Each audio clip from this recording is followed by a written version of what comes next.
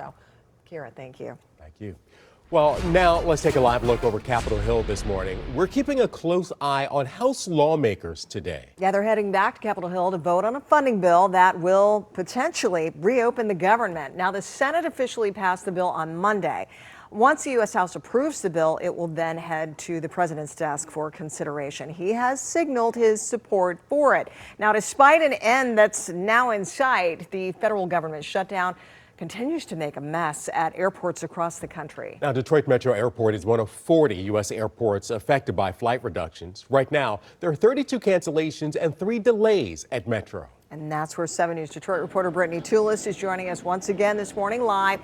She's been following the potential impacts of the deal to end the shutdown, and I know so many passengers cannot wait for this, Brittany.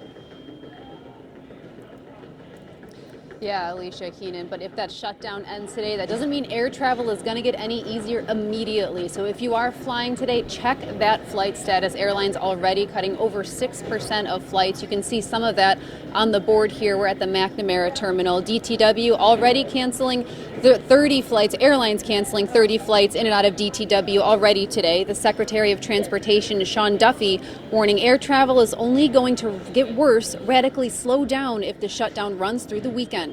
The Secretary of Transportation giving that warning Tuesday at Chicago's O'Hare Airport. It, just like DTW, on the list of 40 airports set to see 10% of flight reductions by Friday. Right now, airlines are already cutting between 6 and 8%. Tuesday, airlines canceled 1,200 flights nationwide. Here at DTW, between Monday and Tuesday, airlines canceled over 160 flights. The delays piling up even more. The shutdown has a possible end in sight. A bill to reopen the government, already approved by the Senate, is on its way to the House, and a vote is expected today.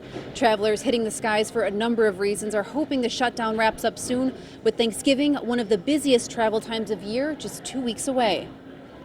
It's very unfortunate. I mean, it's a terrible inconvenience, but this is life today. And I just hope all goes well. I'm going to Atlanta right now, but we're eventually going to Mississippi. We're burying my dad in a couple of days. So other than that, I wouldn't be trying to come out right now. How often did you guys check your flight status before even coming this morning? I've been on it since last week watching it. As long as everything works out in Vegas, we're happy. Yeah, returning would be a big question. Yeah, but it should be open up by. If that bill passes the House, gets to the president's desk, and the shutdown ends today, that doesn't mean air travel restrictions will be immediately lifted. Now remember, the FAA ordered these cuts because air traffic controller fatigue.